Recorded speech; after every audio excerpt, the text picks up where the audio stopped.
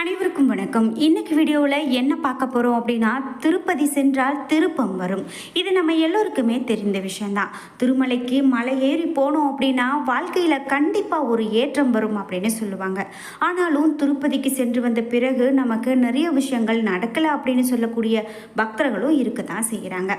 இருந்தாலும் மற்ற கோவில்களை காட்டிலும் இந்த திருமலைக்கு எப்போதுமே நம்மளால் நினைத்தவாறு போக முடியாது. அது அந்த கடவுளே நம்மளை அங்கே கூப்பிட்டா தான் போக முடியும். அந்த சுவாமி தரிசனத்தை நம்மளால அந்த கடவுளுடைய அருள் இருந்தால் மட்டும்தான் காண முடியும் அப்படின்னு சொல்லுவாங்க. திருப்பதி போகிறதுக்கு நாம் நினைக்கிறத விட நமக்கு தரிசனம் தர அந்த திருமலையான் மனம் வைக்க வேண்டும் அப்படிங்கிறது தான் பெரியவங்களுடைய வாக்கு. சரி, இந்த திருப்பதி பற்றி இன்னும் நிறைய விஷயங்கள் பார்க்கலாம். இருந்தாலும் குறிப்பிட்டு அந்த மலையே ஒரு பெருமாள் படுத்திருப்பது போல ஒரு உருவம் அப்படின்னு சொல்லக்கூடியது எவ்வளவு பெரிய அதிசயமானது, அதை பற்றி தான் இன்னைக்கு இந்த வீடியோவில் பார்க்க போகிறோம். நாம் இப்போது பார்த்துட்டு இருக்கக்கூடிய இந்த வீடியோ காட்சியில் அந்த மலையினுடைய முழு உருவத்தையும் பார்க்கும்போது அந்த சாட்சாத் பெருமாளே படுத்திருப்பது போல அவருடைய கிரீடம், தலை, மூக்கு, வாய் என அமைந்திருக்கிறது போலவே இருக்குது அப்படிங்கிற ஒரு காட்சியை தான் நம்ம பார்த்தோம். இது எவ்வளவு பெரிய அதிசயமான விஷயங்க. நம்ம வாழ்க்கையில் ஒரு பிரச்சனை அப்படிங்கும்போது நாம் ஒரு ஜோதிடம், ஜாதகம் பார்க்கலாங்க. அந்த வகையில் நீங்கள் வராகி அம்மன் ஜோதிட நிலையத்தில் உங்களுடைய ஜாதகத்தையோ அல்லது உங்களுடைய பெயரை சொல்லி நீங்கள் பார்க்கும்போது கண்டிப்பாக உங்களுக்கு இது நாள் வரைக்கும் தடைப்பட்டிருந்த விஷயங்கள் கூட வெற்றியாக முடியும், அல்லது உங்களுக்கு இருந்த கடன் பிரச்சனை, குடும்ப பிரச்சனை எல்லாமே தீர்க்கப்படும் அப்படிங்கிறது அனுபவ ரீதியான உண்மையாக சொல்லப்படுது. உங்களுக்கும் இது போல் பிரச்சனைகள் இருக்குது அப்படின்னா கீழே டிஸ்கிரிப்ஷனில் மொபைல் நம்பர் கொடுக்கப்பட்டிருக்கு. நீங்கள் வராகி அம்மன் ஜோதிட நிலையத்தை தொடர்பு கொண்டு நீங்களும் நல்ல பலன் பெறுங்க. இது மட்டும் இல்லாமல் இதே போல் திருப்பதி பெருமாள் நின்ற கோலத்தில் இருக்கிறது போல் ஒரு மலையில் தானாகவே ஒரு கிரீடம், அவருடைய முக அமைப்பு இவையெல்லாம் அமைந்திருக்கிறது போல் இருக்குது. அங்கு தினமும் பூக்கள் போட்டு வழிபாடு செய்யக்கூடிய பழக்கம் இருந்துட்டு தான் வருது. திருப்பதிக்கு போனோம் அப்படின்னா கண்டிப்பாக இதை நம்ம கவனித்து பார்க்குறது ரொம்பவே நல்லதுங்க. இப்படி இந்த திருப்பதி மலையே ஒரு மிக பெரும் அதிசயமானது அப்படின்னு சொல்லலாம். இந்த வீடியோவை பார்த்துட்டு இருக்கக்கூடிய உங்களுக்கு திருப்பதி ஏழுமலையான பிடிக்கும் அப்படின்னா திருப்பதி ஏழுமலையானுக்கு கோவிந்தா என்ற வாசகத்தை கீழே பதிவிட்டுட்டு வீடியோவை தொடர்ந்து பாருங்க. இன்னும் நிறைய தகவல்கள் சுவாரஸ்யமானதாக இந்த வீடியோவில் சொல்லப்பட்டிருக்கு. நீங்கள் இதே போல் திருப்பதிக்கு சென்றிருக்கீங்க அல்லது திருப்பதிக்கு போகிறதுக்கான ஏற்பாடுகளை செஞ்சு கூட என்னால் போகவே முடியல அப்படின்னு இருக்கக்கூடியவங்களும் இருக்காங்க. அப்படி உங்களுக்கும் ஏதாவது நடந்திருக்கு அப்படின்னா கீழே கமெண்ட் பாக்ஸில் பதிவிடுங்க. இப்படி இந்த திருப்பதியை பற்றி உங்களுக்கு சுவாரஸ்யமான தகவல்கள் தெரியும் அப்படின்னா மற்ற நேயர்களுக்காக நீங்களும் பகிர்ந்து கொள்ளுங்க. நீங்கள் இன்னும் உற்சாகம் டிவி சேனலை சப்ஸ்கிரைப் பண்ணாமல் இருந்தால் சப்ஸ்கிரைப் பண்ணிக்கோங்க. கூடவே இருக்க பெல் ஐக்கானை மறக்காமல் கிளிக் பண்ணிடுங்க. வாங்க வீடியோக்குள்ளே போகலாம். திருப்பதியில் வழிபடுறதுக்கு அப்படின்னு நாம் ஒரு முறை இருக்கிறதாகவும் சொல்கிறாங்க. அதாவது அந்த முறையில் வழிபட்டால் மட்டும்தான் திருப்பதி சென்று வந்த முழு பலனையும் நம்மளால் அடைய முடியுமா. உலகளவில் மிகவும் பிரசித்தி பெற்ற ஒரு கோவில் அப்படின்னு சொன்னால் திருப்பதியும் அதில் ஒன்று தான். அத்தகைய புகழ்பெற்ற அந்த திருப்பதி மலையில் ஏழுமலையானுடைய சிலை ஒன்று தானாக உருவாகி இருக்கிறது அப்படிங்கிறது ரொம்ப ரொம்ப ஆச்சரியமானது, சுவாரஸ்யமான தகவலுங்க. அதோடு திருப்பதியில் இருக்கக்கூடிய 2வது மலைப்பாதையின் கடைசி வளைவில் ஒரு அஞ்சனதாரி மலையில் தான் இந்த ஒரு அதிசயம் நிகழ்ந்திருக்கு. அதாவது தானாகவே உருவாகி இருக்கக்கூடிய அபூர்வ சிலை அப்படின்னு சொல்றாங்க. கடந்த 2012ஆம் ஆண்டு பக்தர்களின் பார்வையிடப்பட்ட இந்த சிலை அப்படியே ஏழுமலையான் போல தோற்றமளிக்கிறது அப்படின்னு ஒரு சிலை பற்றி சொல்றாங்க. அதாவது தலையில் கிரீடம், கண்கள், மூக்கு, வாய், கழுத்து என அனைத்துமே அந்த சிலையில் இருக்கிறதை பார்ப்பது போலவே இருக்கு அப்படின்னும் சொல்லப்படுதுங்க. இது அந்த பக்தர்களுடைய கண்களில் தற்போது சமீப காலத்தில் தான் பட்டிருக்கு அப்படின்னு சொன்னாலும் கூட இது முன்பு எப்பயோ ஒரு முறையே உருவாகி இருக்கும் அப்படின்னு ஒரு கருத்து சொல்லப்படுதுங்க. சாதாரணமாக இது வேற எங்கேயாவது நிகழ்ந்தது அப்படின்னு சொன்னால் அது இவ்வளவு பெரிய அதிசயமா என்று தெரியாது.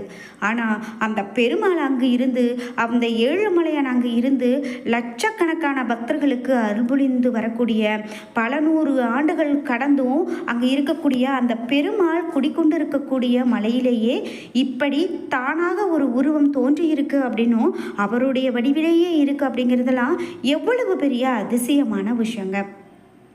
இப்படி இந்த சிறிய மலை தன்னைத்தானே ஏழுமலையான் போல உருவாக்கி கொண்டதாகவும் தோற்றமளிக்கிறது அப்படின்னும் இந்த சிலையை பற்றி ரொம்ப ஒரு அதிசயமானதாக சொல்கிறாங்க. அந்த சிலை இருக்கக்கூடிய இடத்திற்கு செல்ல எந்த ஒரு பாதையும் கிடையாது. இரண்டாவது மலைப்பாதையின் கடைசி வளைவில் நின்று பார்த்தா அந்த சிலை நன்றாக தெரியும். விசேஷ நாட்களில் இந்த சிலைக்கு பூஜை செய்வதற்காக கயிற்றில் தொங்கியபடியே சில இளைஞர்கள் அந்த சிலை அருகில் சென்று அதற்கு பால் அபிஷேகம் செய்து மாலை அணிவித்து விட்டு வருவாங்க. இதுவே ரொம்பவே ஒரு ஆச்சரியமான விஷயம் அப்படின்னு தான் சொல்லணும்.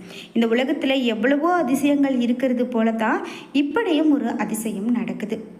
அது மட்டும் இல்லாமல் திருப்பதி மலையில் வாழக்கூடிய சீனிவாச பெருமாளை அனைவரும் ஏழுமலையான் அப்படின்னு அழைக்கிறோம். ஸ்ரீனிவாசன், கோவிந்தன், வெங்கடாஜலபதி என்று பல பெயர்களை கொண்ட இந்த திருமலை நாதனுக்கு ஏழுமலையான் என்று பெயர் வர காரணம் என்ன அப்படிங்கிறதையும் தொடர்ந்து பார்க்கலாம். ஸ்ரீனிவாச பெருமாளுக்கு 7 மலைகள் இருக்குங்க. ஒவ்வொரு மலையினுடைய பெயரிலும் ஒரு அர்த்தம் இருக்கு. 7 மலைகளை கொண்டு இருக்கிறதால ஏழுமலையான் என்று அனைவரும் அன்போடு அழைக்கிறோம். அந்த 7 மலைகளை பற்றியும் ஏழுமலையானுக்கு அணிவிக்கக்கூடிய ஆபரணங்களை பற்றியும் நிறைய சுவாரஸ்யமான தகவல்கள் சொல்லப்படுது. ஏழுமலையான் திருவுருவ சிலைக்கு 365 நாளும் பச்சை கற்பூரம் சாத்துறாங்க. ஏழுமலையான் திருமேனியில் ஒளிப்பட்ட இடமே தெரியாது. ஏழுமலையான் விக்கிரகத்தில் நெற்றி சுட்டி, காதணிகள், புருவங்கள், நாகாபரணங்கள் எல்லாமே நகைக்கு பாலிஷ் போட்டது போல பளபளப்பாக இருக்கும். அபிஷேகத்தின் போது ஏழுமலையான் தன்னுடைய 3வது கண்களை திறக்கிறார் என்றும் ஐதீகமாக உள்ளது. ஏழுமலையானுடைய ஸ்தல விருட்சம் புளிய மரம் அப்படின்னு சொல்கிறாங்க. ஏழுமலையான் திருவுருவ சிலை எப்போதுமே 110 டிகிரி பாரன்ஹீட் வெப்பத்தில் இருக்குமாங்க. திருமலை 3000 அடி உயரத்தில் இருக்கக்கூடிய குளிர் பிரதேசம். அதிகாலை 4:30 மணிக்கு குளிர்ந்த நீர், பால், திரவியங்கள், அபிஷேகம் இவை எல்லாமே செய்வாங்க. ஆனால் அபிஷேகம் முடிந்தவுடன் ஏழுமலையானுக்கு வியர்க்குமா. என்னங்க இவ்வளவு பெரிய ஆச்சரியமான விஷயம் அப்படின்னு பார்த்தா இதுதான் நடக்கிறது. அதே போல் பீதாம்பரத்தால் வியர்வையை ஒற்றி எடுக்கிறாங்க. வியாழன்கிழமை அபிஷேகத்திற்கு முன்னதாக நகைகளை கழற்றும் போது ஆபரணங்கள் எல்லாமே சூடாக இருக்குமா. வேம் என்றால் பாவம், கடை என்றால் நாசமடைதல், பாவங்களை போக்கக்கூடிய மலை என்பதால் இந்த மலைக்கு வேங்கடமலை அப்படின்னு இன்னொரு பெயரும் இருக்காங்க.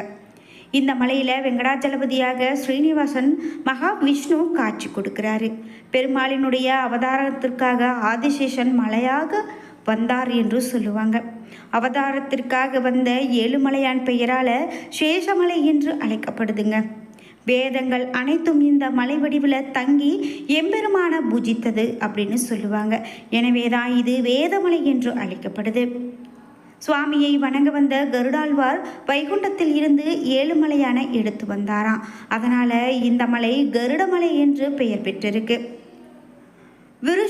விருஷபன் என்ற அசுரன் சுவாமியை வணங்கு மோட்சம் பெற்றதால் இந்த மலைக்கு விருட்சபமலை என்றும் ஒரு பெயர் இருக்காங்க.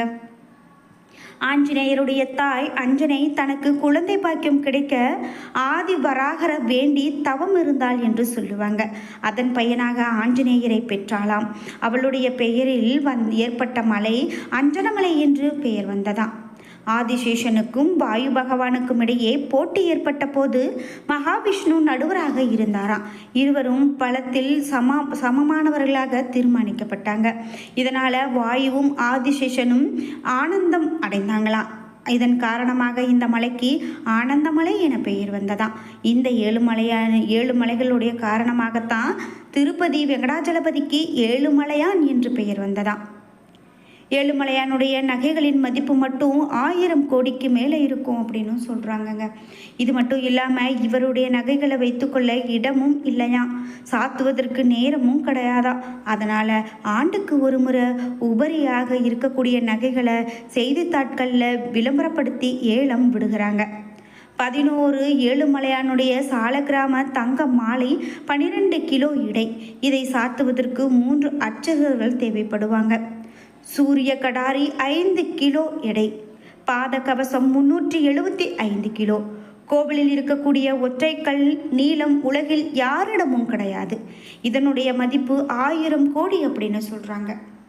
தலை கிரீடம், சங்கு சக்கரம், தங்க பத்ம பீடம், தங்கத்தினாலான திருப்பாதங்கள், சிறு கஜினு புராலு அப்படின்னு சொல்கிறாங்க.